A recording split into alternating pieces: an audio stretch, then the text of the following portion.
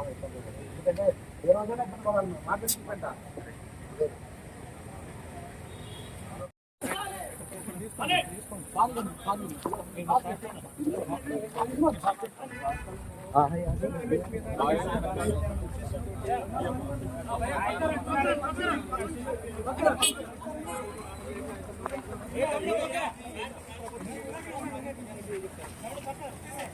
చంద్రబాబు దమన నీతి నశించాలి. చంద్రబాబు దమన నీతి down down red book రాజ్యాంగం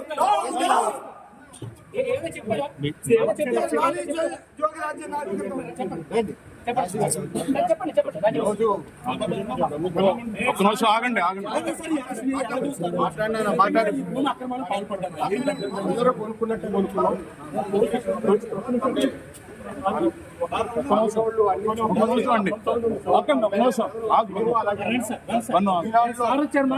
పేపర్లో ఇచ్చి అమ్మారు, మేము కూడా వచ్చాము.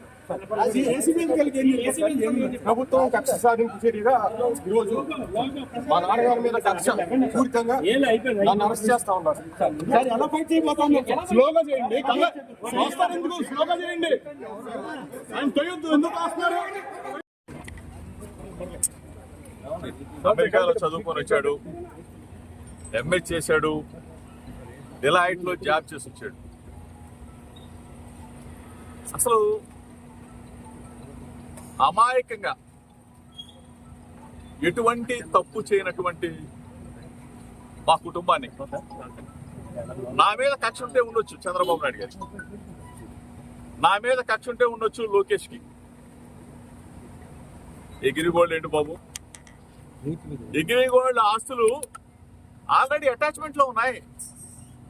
మొట్టమొదటిసారిగా నేను మీడియా ముందు మాట్లాడుతూ ఉన్నా. మొట్టమొదటిసారిగా ప్రభుత్వం అధికారంలోకి వచ్చిన తర్వాత మొట్టమొదటిసారిగా మీడియా ముందుకు వచ్చారు. ప్రభుత్వం ఏదైనా మంచి చేస్తే మంచి చెప్తామని చెప్పి అనుకున్నాం. కానీ ఈరోజు ఎగ్రిగోల్డ్ భూములు ఏంటి? ఆల్రెడీ అటాచ్మెంట్ లో ఉన్న భూముల్ని ఎవరన్నా కొంటారా? అటాచ్మెంట్ లో ఉన్న భూములు అది కూడా 2300 గజాల భూమి.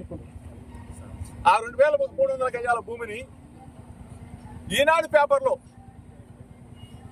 పబ్లిష్ చేసిన తర్వాత మా బాబాయ్ గారు, నా కుమారుడు ఏ విధంగా అయితే మనం కొనుగోలు చేస్తామో అట్లానే కొనుగోలు చేసి రిజిస్ట్రేషన్ చేసుకున్న తర్వాత అది మళ్ళా వేరే వాళ్ళకి అమ్మటం జరిగింది. అంటే ఏ విధంగా అయితే మనం భూమి కొని అమ్ముతామో అట్లానే అది వాళ్ళు మా దగ్గర నుంచి కొనేటప్పుడు కూడా ఈనాడు పేపర్లోనే పబ్లిష్ చేయించుకొని సర్వే చేయించుకొని అధికారులు ఇచ్చిన రిపోర్ట్ ఆధారంగా సబ్ రిజిస్ట్రార్ గారు రిజిస్ట్రేషన్ చేసి వాళ్ళకి అప్పచెప్తే ఎంతకన్నా దుర్మార్గం ఎక్కడన్నా ఉంటుందా చంద్రబాబు నాయుడు గారు? దయచేసి నేను మిమ్మల్ని అడుగుతా ఉన్నా, నా మీద కక్ష ఉంటే నా మీద తీర్చుకోండి. అంటే అభం శుభం తెలియని నా కుమారుడి మీద అమెరికాలో చదివి వచ్చాడు, ఎంఏ చేశాడు, డిలాయిట్ లో జాబ్ చేస్తున్నా నా కుమారుడి మీద మీరు ఈ విధంగా కక్ష తీర్చుకునే కార్యక్రమం చేయటం న్యాయమేనా? మీకు ధర్మమేనా అని అడుగుతా ఉన్నా. దయచేసి ఆలోచన చేసుకుని అడుగుతా ఉన్నా. ప్రభుత్వాలు వస్తూ ఉంటాయి, పోతా ఉంటాయి. మీరు అధికారంలో ఉన్నారు, దయచేసి ఒకసారి ఆలోచన చేసుకోండి. మేము అధికారంలో ఉన్నప్పుడు మీ మీదకి దాడికి రాలా. దయచేసి మీరు ఆ మైండ్ లో గానీ ఆ ఆలోచన గానీ ఉంటే తీసేసుకోండి. ఆనాటి ముఖ్యమంత్రి జగన్మోహన్ రెడ్డి గారి మీద అయ్యన్న పాత్రుడు గారు చేసిన విమర్శల్ని నానా బూతులు తిట్టిన తర్వాత మీ ఇంటికి వచ్చి ఒక పెద్ద మనిషికి నిరసన తెలియజేయడానికి వచ్చాను తప్ప మీకు చెప్తే ఈ వ్యవస్థని మారుస్తారేమో. 40 సంవత్సరాల చరిత్ర ఉన్న రాజకీయ అనుభవం ఉన్న చంద్రబాబు నాయుడు గారు ఒక మంచి చేస్తారేమో, ఒక మంచి ఉద్దేశంతో రాజకీయాలను తీసుకొస్తారేమో అని చెప్పేసి మేము ఆలోచన చేశాం. కానీ దయచేసి ఇటువంటి దుర్మార్గాలకి ఒడిగట్టవద్దు చంద్రబాబు నాయుడు గారు. ఇప్పుడు రాజకీయంగా మా మీద కక్ష తీసుకోవచ్చు, రెడ్ బుక్ రాజ్యాంగాన్ని మీరు తీసుకురావచ్చు, మీరు అమలు చేయవచ్చు. మా మీద ఎందుకు సార్? మీరు 5 కోట్ల మందికి ఇచ్చిన ప్రజలకు ఇచ్చిన వాగ్దానాలను ఆలోచించండి సార్. మీరు సూపర్ 6 మీద ఆలోచన చేయండి.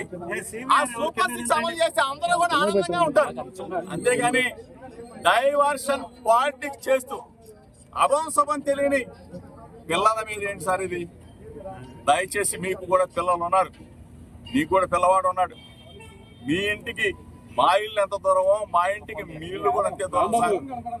దయచేసి తెలుగుదేశం పార్టీ యావత్తుకు చెప్తా ఉన్నా, ఒక బలహీన వర్గాల వ్యక్తి జోగి రమేష్ కృష్ణా జిల్లాలో అంచెలంచెలుగా ఎదిగాడు. ఒక బలహీన వర్గాల వాడు, ఒక గౌడ కులస్తుడు ఎదిగితే హర్షించాల్సింది పోయి మీరు మా మీద కక్ష కట్టి మమ్మల్ని జైలు పాలు చేస్తే మీరు ఆనందం పొందుతారు. ఏంటి దుర్మార్గం? నిజంగా తప్పు చేసుంటే, నిజంగా మా కుమారుడు తప్పు చేసుంటే శిక్షించిన అదొక ఆనందం. కానీ ఏమీ తెలియకుండా ఈ విధంగా చేయటం ధర్మం కాదు, మీకు న్యాయం కాదు. ప్రజలు చూస్తా ఉన్నారు. ప్రజాస్వామ్యవాదులారా, ఒక్కసారి ఆలోచన చేసుకోండి.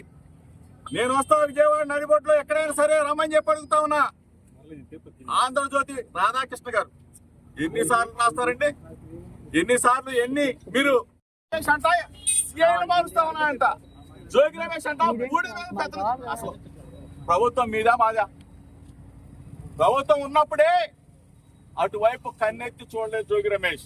ఈ రోజు ఒక సామాన్యుడిగా చెప్తా ఉన్నా, ఒక బలహీన వర్గాల వ్యక్తిగా చెప్తా ఉన్నా, మా మీద కానీ ఇటువంటి కక్ష సాధింపులు నా కుటుంబం మీద కానీ చేస్తే పైన దేవుడు ఉన్నాడు.